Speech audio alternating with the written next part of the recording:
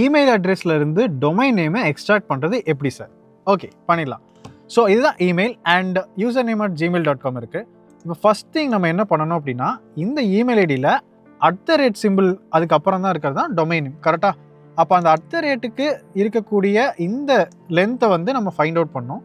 So total டெக்ஸ்ட்ல இருந்து, அதாவது மொத்த லென்த்லேருந்து இந்த லென்த்தை மட்டும் நம்ம மைனஸ் பண்ணிவிட்டு தென் ரைட் ஃபங்க்ஷன் யூஸ் பண்ணி ரைட்டில் அந்த பர்டிகுலர் நம்பரை நம்ம எக்ஸ்ட்ராக்ட் பண்ணுறதுனாலே போதும். ஸோ ஃபஸ்ட்டு நான் என்ன பண்ணுறேன் அப்படின்னா, சர்ச் ஃபங்க்ஷன் யூஸ் பண்ணிக்கிறேன். ஸோ சர்ச் ஃபங்க்ஷன் யூஸ் பண்ணி இந்த A2ல இருக்கக்கூடிய யூசர் நேம் @gmail.comல @ எங்கே இருக்குன்னு நான் பார்க்குறேன்.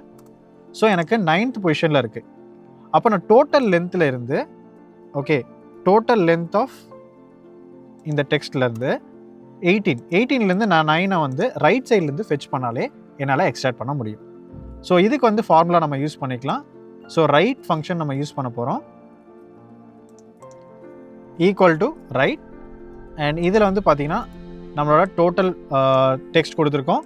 ஸோ டோட்டல் லென்த்தில் இருந்து நம்ம சர்ச் பண்ண இந்த @ சிம்பிளோட பொசிஷன் வரைக்கும் நம்ம மைனஸ் பண்ணிட்டோம் அப்படின்னா நமக்கு டொமைன் நேம் கிடச்சிடும். இந்த மாதிரி எக்ஸல் ரிலேட்டடாக இருக்கக்கூடிய உங்கள் கொரிஸை கமெண்ட் பண்ணுங்கள், நான் அடுத்த வீடியோவில் ரிப்ளை பண்ணுறேன்.